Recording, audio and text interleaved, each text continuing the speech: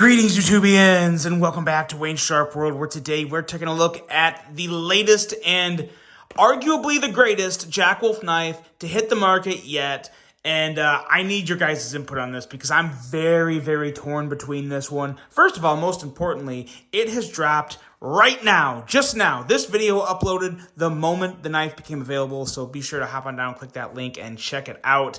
But what's in here has me very torn about whether or not it's my favorite Jack Wolf knife.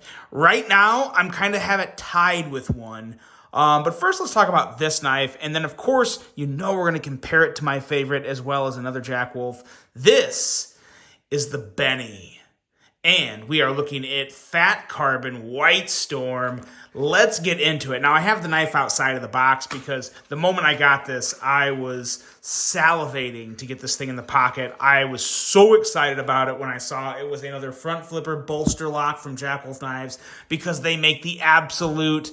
okay, there I go saying the absolute best again. They make, from my experience, from what I've handled of bolster lock front flippers, it's one of the best to me, especially for, a production knife in that $300 to $400 range. It's easily one of the best. Let's take a look at the can artwork. Look at this. This is one of the coolest ones, actually. The Benny. We got, I'm assuming that's Benny, looking all wild and crazy with a ball of fire. Yeah, really, really cool. Artwork is always very entertaining on the Jack Wolf knives. And, of course, as always, you get your pog, you get your cloth, and then very importantly, I feel like I usually point this out, but you get this little filler tab. And this little filler tab here will replace the hole of the clip if you want to put it in the slip, because it does, or wait, no, you know what? This one did not come with a slip. But if you want to carry it in another Jack Wolf slip or any slip, or just put it in your pocket and not use the pocket clip, that's what this is for. It kind of takes that blemish away and keeps it looking very, very good.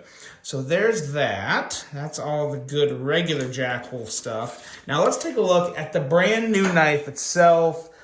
And it's right here. And man, oh man, I will say it's rather similar to the Gunslinger Jack, but it's also very different in terms of just the handle shape and the blade outline as a whole. It's, again, you kind of get some Gunslinger vibes, but when you put it next to the Gunslinger, which we'll do here in just a second, you're going to see some pretty dramatic differences. But before we do that, let's take a look at some overall specs at this amazing, bigger knife right here.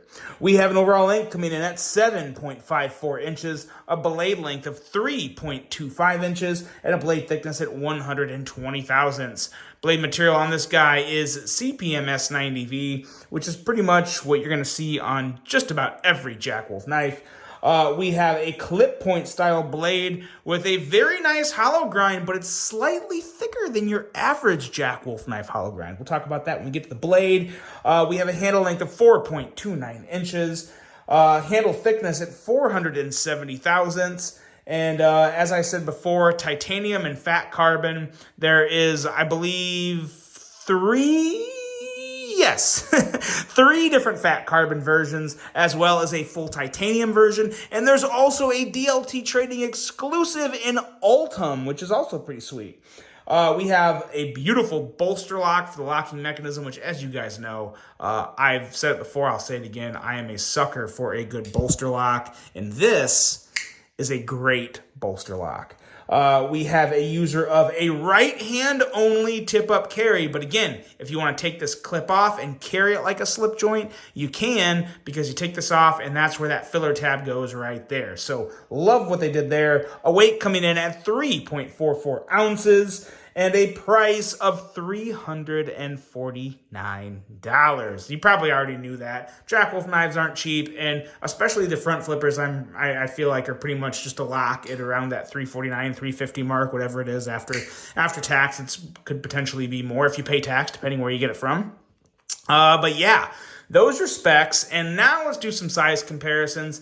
And let's bring out the one that you've really got to compare it with. In my opinion, especially if you're a Jack Wolf knife collector, well, if you're a collector, you're probably going to get it anyway. But if you're thinking about getting a Jack Wolf and maybe you missed out on the amazing, beautiful Gunslinger Jack, which is still arguably my favorite, here it is, side by side. Now, as you can see, before we do a really up close and personal comparison, let's also bring out this. This is either the Midnight Jack or the After Hours Jack. I'm so bad at remembering the name of this particular knife for some reason. But as you can see, all three knives, very similar in overall length, but the Benny edges out both knives by just a little. It is the longest knife on the table, and that's a really good thing in my opinion. We'll bring this one back. We'll put this away because this one here, while I do love it, it's very nice.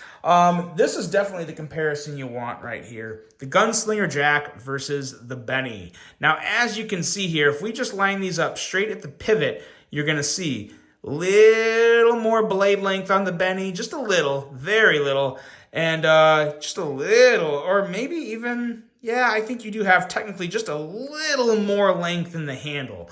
The big difference, though, is the overall blade outline, as well as on the handle here. You have more of an immediate curvature here on the handle of the Gunslinger Jack, as opposed to where the handle on the Benny is just very continuous and slightly wider up top.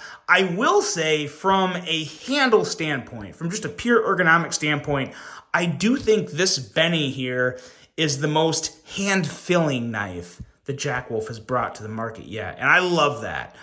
This knife feels absolutely amazing in hand. Not that the Gunslinger Jack doesn't. I mean, I still love me the Gunslinger Jack. And to say I like the ergos of one more than the other, I really can't. But I do think the Benny fills the hand a little more. I really do. Just because that the continuous width, the little more up top, just a little more. It's almost not even noticeable, but there is just a little more, and without that difference there, it just feels a little more hand-filling to me. The big difference is the blade.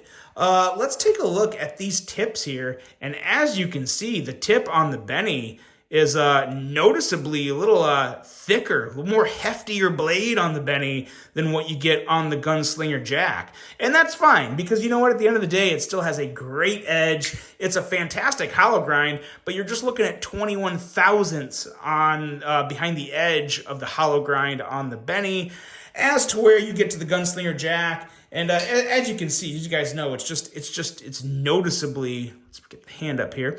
It's noticeably thinner up at the tip, so a slightly slicier tip on the Gunslinger Jack. But the Benny's a bit of a bruiser. I'm going to tell you guys, it's no cold steel or anything like that. But this is one nice stout blade. The Fuller, works really well, unless you're doing it behind camera. Then, of course, you're going to botch the first one like an idiot. But yeah, the front flipper works extremely well. And listen, let me shut up for a second and listen to this action. Listen to the thwack. It's so good. Kind of has that nice, hearty, somewhat of a hollow thwack. Very, very satisfying, incredibly smooth. And you notice that weight in the blade when you deploy it. And it is absolutely reach around approved. So all good to go there. And yeah, just it's good to go in general, guys. I mean, this is a Jack Wolf knife. And if you know Jack Wolf knife at all, if you've ever handled one, it really is top notch. I mean, in my opinion, I've handled a good amount of them now. The consistency is through the roof. I mean, the consistency should be through the roof because you are paying a lot for one of these, so you shouldn't have any quality issues. And I've never heard of a quality issue with a Jack Wolf knife. Never, not once.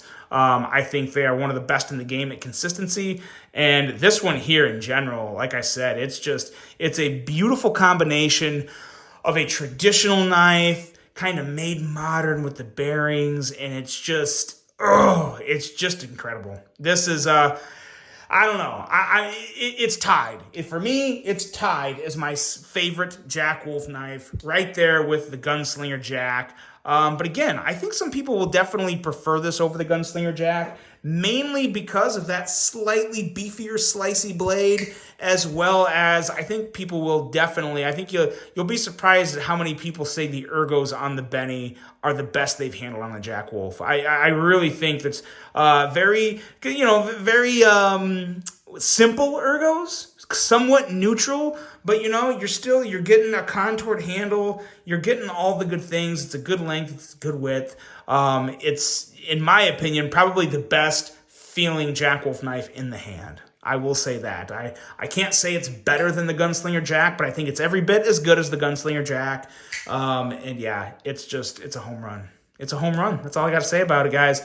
If you're a Jack Wolf guy, if you've been looking at, or a Jack Wolf guy or gal, and you've been looking or thinking about picking one up, this is about as good as it gets, in my opinion. You guys know I'm more of a front flipper, folding knife kind of guy. This takes the cake for me. I absolutely love it.